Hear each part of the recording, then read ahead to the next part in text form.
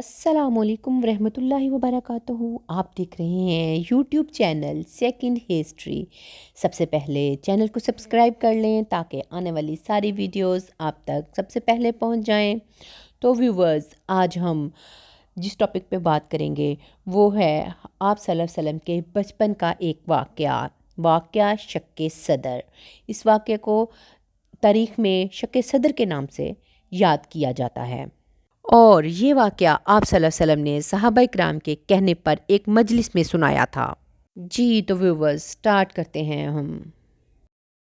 اللہ کے حبیب حضرت محمد صلی اللہ علیہ وسلم 571 عیسوی میں دنیا میں تشریف لائے۔ نبی کریم صلی اللہ علیہ وسلم کی زندگی محیر القول واقعات سے بھری پڑی ہے۔ یہ واقعات آپ کی پیدائش سے پہلے، بچپن میں اور نبوت کے بعد بھی رونما ہوئے۔ ایسے تمام حیران کن واقعات جو کسی نبی کو نبوت ملنے سے پہلے درپیش آئیں اور حادثات کہلاتے ہیں۔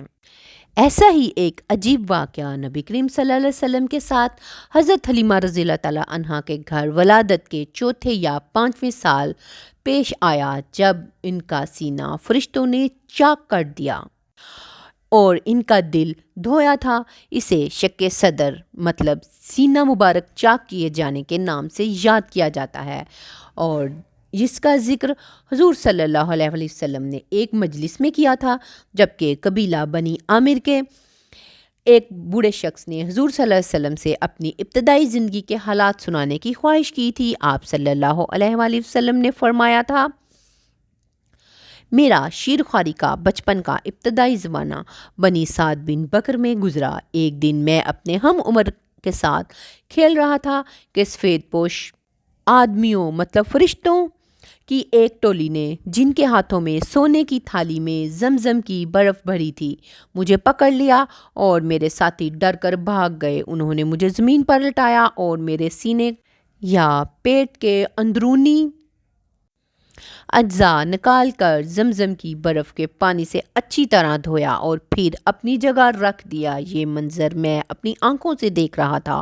دوسرے نے میرے سینے میں ہاتھ ڈالا اور دل کو نکالا اور اس سے ایک لوتھڑا نکال کر فرمایا، یہ تم سے شیطان کا حصہ ہے۔ پھر دل کو سونے کی تشت میں زمزم کی برف کے پانی سے دھویا، پھر اپنے ہاتھ کو فضا میں بلند کیا تو اچانک ایک نور کی مہر اس کے ہاتھوں میں آ گئی۔ اس نے مہر دل پر لگائی تو وہ نور سے بھر گیا، پھر دل کو جوڑ کر اپنے مقام پر رکھ دیا۔ اب تیسرے نے سینے سے ناف تک ہاتھ پھیرا تو زخم مندمل ہو گیا۔ میں اٹھ کھڑا ہوا تو تینوں نے باری باری مجھے سینے سے لگایا اور میری پیشانی پر بوسہ دیا۔ آپ صلی اللہ علیہ وسلم کے دودھ شریک بھائی نے یہ منظر دیکھا تو دوڑ کر اپنے والدین کو اطلاع دی کہ کچھ سفید پوش آدمیوں نے میرے قریشی بھائی کا پیٹ چیک کر دیا ہے۔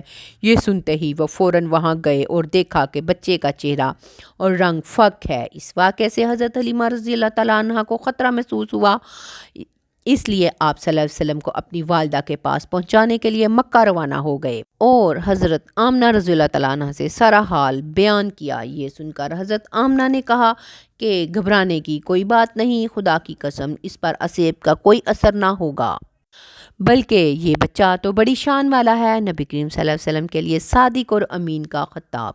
اللہ نے اپنے تمام انبیاء کو ساری زندگی شرک و گمراہی اور رسوم و جاہلیت سے محفوظ رکھا، چنانچہ تمام ہی انبیاء کرام اپنی نبوت اور رسالت سے پہلے بھی اپنے خاندانوں، قبیلے اور قوم کے صالح ترین انسان قرار پائے، جیسے کہ حضرت ابراہیم علیہ السلام یا حضرت یوسف علیہ السلام کے واقعات سے ظاہر ہے۔ اسی طرح نبی آخر الزماں حضرت محمد مصطفیٰ صلی اللہ علیہ وسلم بھی اپنی نبوت اور رسالت سے پہلے اپنے لڑکپن اور دور جوانی میں شرک و بت پرستی اور تمام مراسم شرک سے بالکل پاک اور منزہ رہے۔ آپ صلی اللہ علیہ وسلم کی نیکی، خوش اتواری، دیانت، امانت اور راست بازی کی اس قدر شہرت ہو گئی تھی کہ لوگ آپ صلی اللہ علیہ وسلم کو نام لے کر نہیں بلکہ صادق یا امین کہہ کر پکارتے تھے۔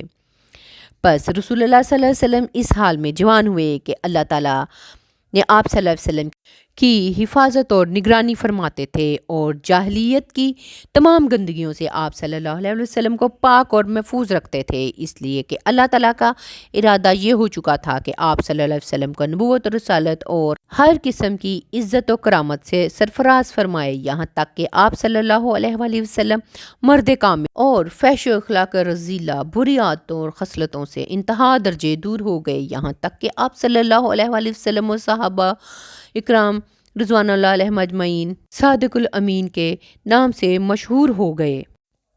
حضرت زید بن حارث رضی اللہ تعالیٰ عنہ فرماتے ہیں کہ زمانہ جاہلیت میں جب مشرکین مکہ بیت اللہ کا طواف کرتے تو اصاف اور نائلہ دو بتوں کے نام ہیں جن کو چھوتے تھے۔ ایک بار میں نے آپ صلی اللہ علیہ وآلہ وسلم کے ساتھ بیت اللہ کا طواف کیا، جب ان بتوں کے پاس سے گزرے تو ان بتوں کو چھوا، حضرت صلی اللہ علیہ وسلم نے مجھ کو ان بتوں کو چھونے سے منع کیا۔ میں نے اپنے دل میں کہا کہ دیکھوں تو صحیح کہ چھونے سے ہوتا کیا ہے، اس لیے دوبارہ ان کو چھوا۔ آپ صلی اللہ علیہ وآلہ وسلم نے ذرا سختی سے منع کرتے ہوئے فرمایا، کیا تم کو منع نہیں کیا تھا؟ حضرت زید رضی اللہ تعالیٰ عنہ فرماتے ہیں کہ اللہ کی قسم اس کے بعد کبھی کسی بت کو ہاتھ نہیں لگایا، یہاں تک کہ اللہ تعالیٰ نے آپ صلی اللہ علیہ وآلہ وسلم کو نبوت اور رسالت سے سرفراز فرمایا اور آپ صلی اللہ علیہ وآلہ وسلم پر اپنا کلام اتارا۔ ایک مرتبہ ایک دعوت میں قریش نے آپ صلی اللہ علیہ وسلم کے سامنے کھانا لا کر رکھا، آپ صلی اللہ علیہ وسلم نے اس کو کھانے سے انکار کیا۔ وجہ یہ تھی کہ قریش جانوروں کو غیر اللہ کے نام پر ذبح کرتے تھے اور آپ صلی اللہ علیہ وسلم کو بتوں کے چڑھاوے کھانے سے اپنی پاکیزہ طبیعت کی وجہ سے سخت نفرت تھی۔ خلاصہ یہ کہ تمام انبیاء کرام کی طرح آپ صلی اللہ علیہ وسلم بھی ابتدا سے ہی نہایت صالح طبیعت والے اور کفر و شرک اور ہر قسم کے فحشاء و منکر سے پاک اور منزہ تھے۔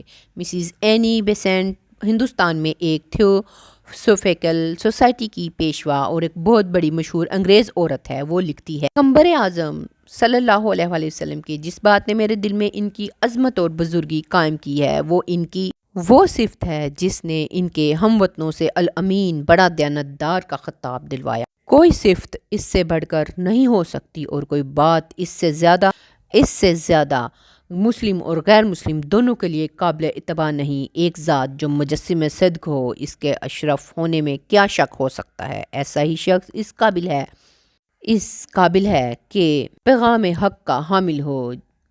جنگ فجار اور معاہدہ حلف الفضول مستند روایات سے ثابت ہے کہ آپ صلی اللہ علیہ وسلم کا لڑک پن کا اور زمانہ شباب و دور جاہلیت کے تمام عقل و شرب لہو و لب اور دوسری تمام ناپسندہ اقدار سے پاک رہا، باوجود اس کے کہ عرب معاشرہ سرتاپا بدکاری اور بے حیائی میں ڈوبا ہوا تھا اور ایسے تمام بد اعمال عرب معاشرے میں نہایت ہی پسند کیے جاتے تھے۔ اللہ نے آپ صلی اللہ علیہ وسلم کی ذات پاک کو ان سے محفوظ رکھا۔ اس کھلی بدکاری کے ماحول میں آپ صلی اللہ علیہ وسلم کے ہم عمر نوجوان جب جوانی کی خرمستیوں میں ڈوبے ہوئے تھے، آپ صلی اللہ علیہ وسلم ان کے عین الٹ طریق پر اپنی راست بازی اور پاکیزگی میں مکہ کے صالح ترین انسان کے طور پر سامنے آئے۔ دوسری طرف ایسا کبھی نہ ہوا کہ آپ صلی اللہ علیہ وسلم شرک و گمراہی کہ کسی فعل میں شریک ہوئے ہوں۔ خانہ کعبہ کے طواف کے دوران جب مشرکین طرح طرح کے شیطانی اعمال اور شرکیہ رسومات میں مبتلا ہوتے تھے، آپ صلی اللہ علیہ وسلم ان سب سے الگ تھلگ اپنا طواف جاری رکھتے تھے۔ اس دوران نہ صرف خود ایسی بدعمالیوں اور شرک و